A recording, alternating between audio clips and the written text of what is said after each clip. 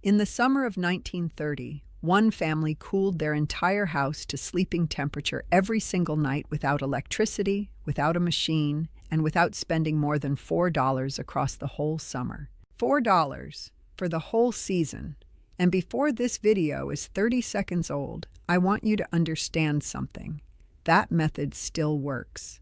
The physics have not changed, the materials still exist, and the reason you have never heard of it is not because it stopped working. It is because someone figured out how to sell you a machine to replace it, and then made very sure the old way got quiet. If you are new here, hit subscribe and ring the notification bell right now, because what this channel does is dig up the household knowledge that got buried when it became unprofitable to teach it. I am going to walk you through exactly what that family did, every piece of it, the materials, the timing, the method they used on the worst days, and the one technique that city councils in 3 states actually tried to restrict in the 1940s because it worked so well that utility companies started writing letters to local governments about it. That is the one we are going to spend real time on. Stay until the end, because the last method on this list is the one that costs nothing at all, requires nothing from a store, and is the single most effective thing a person can do to drop the temperature inside a house by 15 degrees before noon without touching a single switch. Here is the thing that almost nobody talks about when they talk about the heat. Your house does not get hot because the air outside is hot. That is part of it, but it is the smaller part. Your house gets hot because your walls, your floors, your ceilings, and everything inside them spent all day absorbing radiant energy from the sun. And by evening, they are radiating that heat back at you like a slow oven that nobody turned off. The old families understood this in a way that has almost completely disappeared. They did not fight heat after it was already inside. They managed it before it arrived, during the night when it was cheapest, and they stored the cool the way a root cellar stores a cold winter apple. Not by fighting the temperature, by banking against it. My grandmother used to say the house had a memory. What it felt at midnight, it would still know at 2 in the afternoon if you treated it right. She learned that from her own mother, who learned it during the years when nobody had anything to spend and the house either cooperated or it did not. The method I am about to describe was standard practice in American households from roughly the 1880s through the late 1940s. It was not exotic. It was not a regional trick. It was simply what people did before someone decided cooling was more profitable as a product than as a principle. And within one generation of the window unit going mass market in the early 1950s, almost all of it was gone. Not disproven, not replaced by something better. Just forgotten, because forgetting it was good for someone else's business. What I am going to show you today comes from documented household practice. From agricultural extension records, from old construction manuals, and from the living memory of people who grew up in houses that stayed cool through July without ever plugging anything in. None of it is complicated. None of it requires a contractor. And the total cost, if you did every single thing on this list starting this Saturday, would be somewhere between $0 and about $4. Same as it was in 1930. The price has not gone up because the physics never changed. Let us start from the beginning.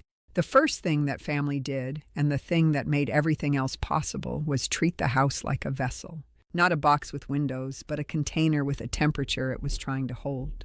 And the job every evening was to fill that container with the coolest air available, seal it in before the heat arrived in the morning, and then protect it all day. This sounds simple because it is simple, but the execution is precise. The timing is everything. Every evening, once the outside air dropped below the inside air temperature, usually somewhere between 8 and 10 o'clock depending on the season and the region, every window in the house was opened, not cracked, opened fully, and not just on one side. Windows on opposite ends of every room, so the air had a path to travel. The hot air that had been sitting in the upper rooms all day had somewhere to go. It lifted and poured out. The cooler night air came in underneath it. They left those windows open through the entire night. Every door between rooms was open too. The house breathed from one end to the other for 6, 7, 8 hours. The walls, the plaster, the wooden floors, the brick if there was brick, all of it soaked up the cooler night temperature the way a sponge takes up water. And then, before the sun had been up for more than an hour, every window closed. Every shutter, if the house had them. Every curtain drawn on the south and west sides. The house was sealed with the cool still inside it. A plaster wall that spent 8 hours in 65-degree air does not return to 80 degrees until well past noon, even when the outside temperature is already climbing past 90. That thermal mass, the weight and density of the walls and floors, becomes a slow-release cooling system that costs nothing to run because you charged it overnight for free. This was the foundation, everything else built on top of it. The second technique was window shading, and this is where the $4 figure comes from. Because the tools they used cost almost nothing, and the principle behind them is the same principle that a $200 window treatment company will charge you for today, without telling you where it came from. On the south-facing windows and the west-facing windows, the ones that caught the afternoon sun directly, they hung what were called wet mats. Some families used burlap. Some used loosely woven cotton. Some used bundles of dried grass or straw woven into a simple screen. The material was soaked in water and hung so it covered the window from the outside, or draped over a simple frame in front of it. When the dry summer air moved through that wet material, the water evaporated, and evaporation pulls heat directly out of the air passing through it. The air that entered the room through a wet mat was cooler by as much as 10 to 15 degrees than the air outside. This is not a trick. This is physics. It is the same reason you feel cold stepping out of a swimming pool when the wind blows. It is the same mechanism the human body uses to regulate temperature through sweat. Water evaporating off a surface carries heat away with it. The old families just scaled it up to the size of a window. The $4 figure comes from the burlap alone. In 1930, a feed store would sell you enough burlap to cover every south and west window of a modest house for somewhere between $3 and $5. You soaked it each morning with a bucket from the well or the pump. You re-soaked it at midday if the afternoon was brutal. That was the investment. $4, one summer, the whole house.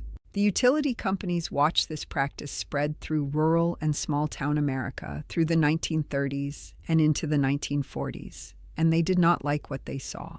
Because here is what the numbers looked like from where the utility companies were sitting. A household that cooled itself with wet mats, thermal mass management, and proper nighttime ventilation used almost no electricity for cooling from May through September. A household that bought a window unit and ran it 8 hours a day used a very different amount. And the window unit was arriving. It was becoming affordable. The market was forming. The last thing a utility company wanted was for the old methods to look like a real alternative.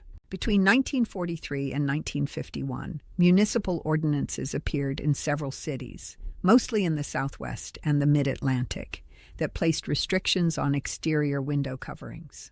The language was usually about aesthetics or fire safety, but the timing and the geography told a different story. These were exactly the areas where evaporative cooling through hung wet material had become most widespread, exactly the areas where utility expansion was being planned, and exactly the years when the window unit industry was beginning its push into the mass market. I am not saying it was a coordinated conspiracy. I am saying that when something free works this well, the people who profit from the paid version tend to find reasons for the free version to become inconvenient. Now, the third technique is the one that got genuinely banned in certain neighborhoods, and it is also the one that a family on a hot afternoon in 1935 would have told you was worth more than the other two combined on the worst days. It is called the cooling tower, though the families who used it did not call it anything. It was just something they built. Here is how it worked. On the north side of the house, the shaded side that never caught direct sun, they would leave one ground floor window fully open. On the upper floor or in the attic on the opposite side of the house, they would open a window or a vent as high as possible. Sometimes they built a simple wooden chimney-like frame on the roof, just a box open at the top, positioned over that upper vent. Hot air is lighter than cool air. It rises.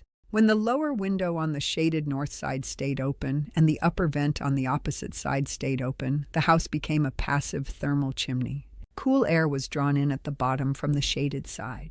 Hot air escaped continuously from the top. The house circulated itself. No fan, no motor, no electricity. A well-configured passive chimney in a two-story house can move as much air as a box fan, continuously for free, for the entire day, as long as there is any temperature difference at all between the inside and the outside air. And there almost always is. The reason certain city councils tried to restrict it in the 1940s was not the indoor method. It was what some families built on the exterior. The rooftop boxes, the chimney extensions, the exterior vent frames. Zoning codes that had never anticipated this kind of construction started citing people for unpermitted structures. In some neighborhoods, the pressure was explicit. In others, it was just paperwork that made it easier to stop than to continue. Most families stopped. The knowledge thinned out. The window unit arrived, and with it the idea that cooling was something you bought rather than something you built into how you used the house. The fourth technique requires no construction and no materials at all. It costs nothing. And it is the technique that a person living in a house right now, today, can implement in the next 30 minutes, with nothing but their own body and an understanding of what the house is already trying to do. But before that, I want to say something about the people who knew all of this and passed it along. If this is landing with you so far, hit that like button right now. It helps more than you know. And keep watching, because what comes next is the piece most people in the modern cooling conversation never discuss. The families who practiced these methods were not survivalists. They were not eccentrics. They were ordinary American households doing ordinary American housekeeping in the years before someone rebranded ordinary knowledge as a premium product. The grandmother in the story I grew up hearing was not unusual for her time. She was typical. Her neighbors did the same things. Her mother had done the same things.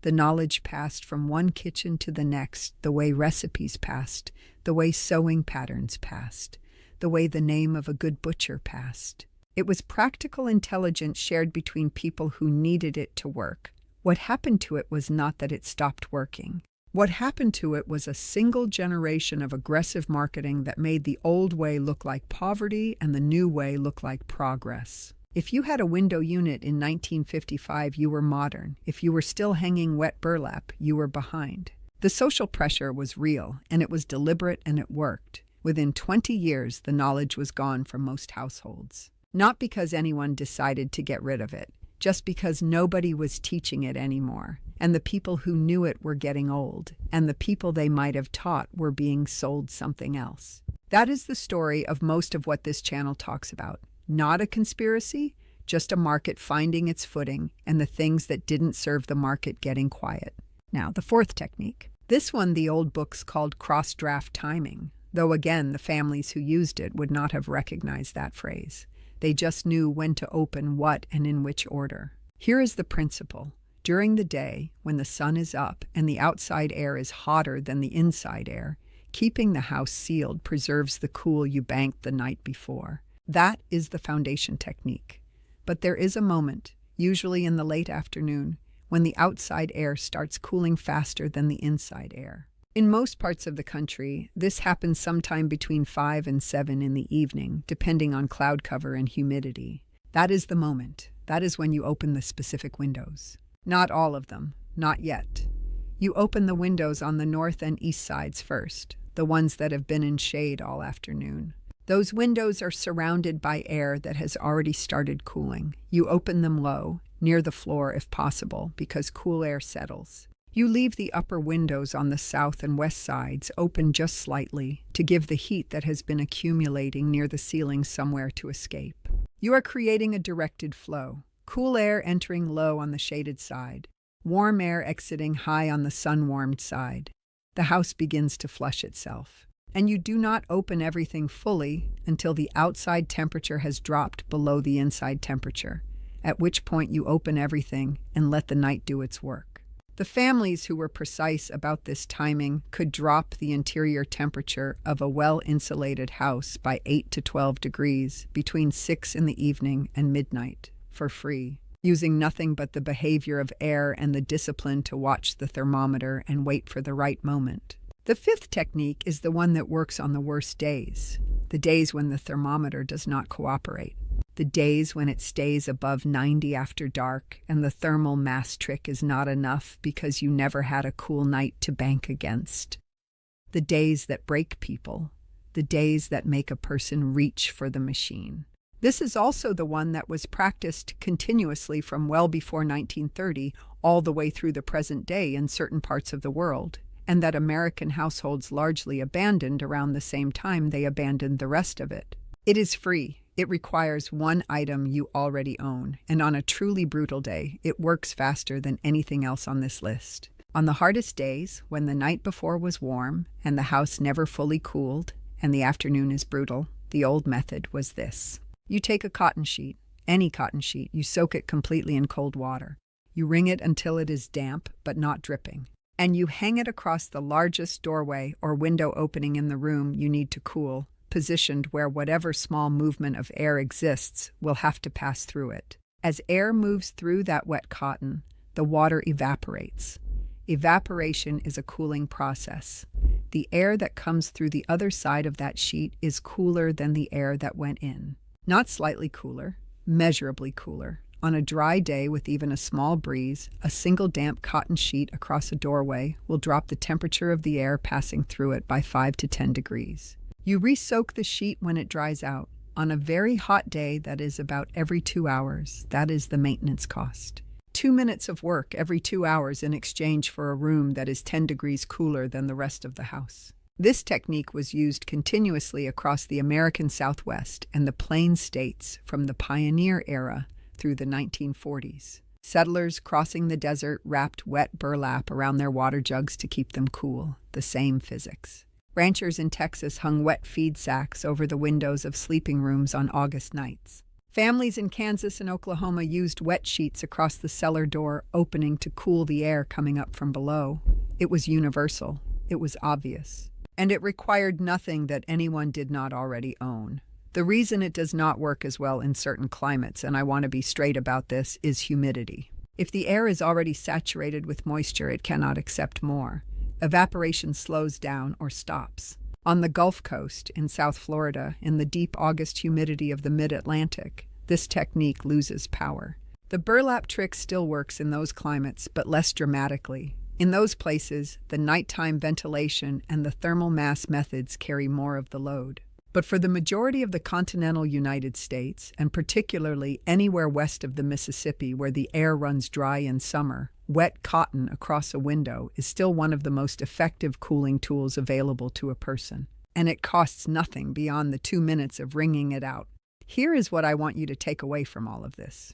The $4 summer was not a miracle. It was not exceptional. It was the result of a household that understood how heat moves when air cooperates, and what materials already at hand could be used to manage both. The knowledge was ordinary. The practice was widespread. And it worked well enough that when the mechanical alternative arrived, the industry that sold it needed the old way to seem inadequate, primitive, something to be ashamed of. It was not inadequate. It was precise. It was intelligent. It was built from 50 years of people figuring out what the house was already trying to do and helping it do that thing better. None of what I have described today is illegal. None of it requires a permit. None of it costs more than the price of a piece of burlap and the time to soak it. The families who knew this did not call it a system. They did not write it down in a manual. They just did it every summer and passed it to the next person, and that was enough. Until it wasn't, until the marketing got louder than the grandmothers. If this changed how you think about your house this summer, leave a like and subscribe so you do not miss what comes next. This kind of knowledge travels best when people share it, pass it along.